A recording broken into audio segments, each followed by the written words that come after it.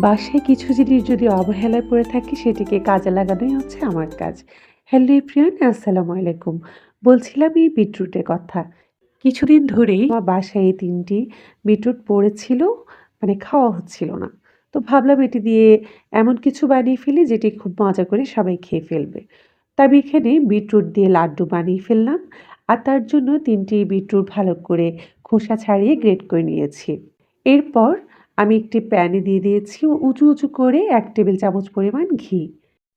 ঘিটা গরম হওয়ার পর এতে আমি দিয়েছি ১ টুকরো পরিমাণ দারুচিনি আর ৩ টা এলাচ।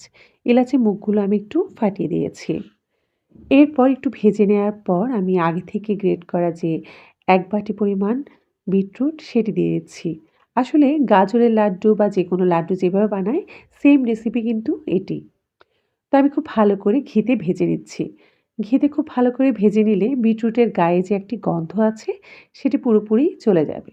খুব ভালো করে ভেজে নেওয়ার পর এ পর্যায়ে আমি এখন দিয়েছি সামান্য পরিমাণ লবণ। আমি মিষ্টি জাতীয় খাবারে সামান্য পরিমাণ লবণটা প্রেফার করি। আপনারা যদি পছন্দ না করেন নাও দিতে পারেন।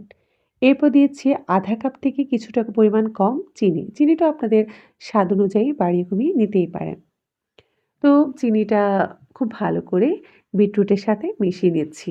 এরপর চিনি থেকে পানি ছাড়বে আর এই পানিটাতেই আমার বিটরুটটা সিদ্ধ হয়ে যাবে। এই যে এখানে দেখতে পাচ্ছেন ভিডিওতে খুব অনেকটা পরিমাণে কিন্তু পানি বের হয়েছে। আর এই পানিটা দিয়েই কিন্তু আমার বিটরুটটা পুরোপুরি সিদ্ধ হয়ে যাবে। তো অনেকটা পরিমাণ পানি টেনে আসলে এ পর্যায়ে এখন আমি দিয়ে দেব পাউডার মিল্ক। এখানে আমি ৩ টেবিল চামচ পরিমাণ পাউডার মিল্ক ব্যবহার করেছি। এরপর এটিকে খুব ভালো করে মিশিয়ে নিচ্ছি। এরপর আমি এখানে সামান্য পরিমাণ বলতে ১ চা চামচ পরিমাণ আমি গোলাপ জল দিয়ে দিয়েছি। এটি ইচ্ছে করলে দিতেও পারেন, আবার নাও দিতে পারেন। এবার শুধু খুব ভালো করে নাড়ার পালা। খুব ভালো করে নাড়তে হবে আর মিশ্রণটা যখন একদম আঠালো হয়ে আসবে তখন আমি এই পর্যায়ে এখন দিয়ে দিব বাদাম।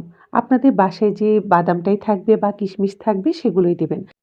আমার বাসায় শুকনো খেজুর এবং কাঠবাদাম ছিল, তো আমি সেটি দিয়ে দিয়েছি। আর এখানে কিন্তু আমার মিশ্রণটা রেডি। তারপর আর কি এবার লাড্ডু শেপ দিয়ে দেয়া না পালা।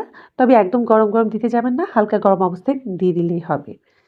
তো এই যে হয়ে গেল অনেক বেশি মজার বিটরুটের লাড্ডু। আশা করি রেসিপিটি আপনাদের ভালো লেগেছে।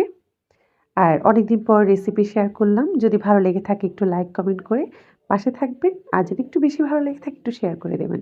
আর সবাই ভালো থাকবেন, সুস্থ থাকবেন। আল্লাহ হাফেজ।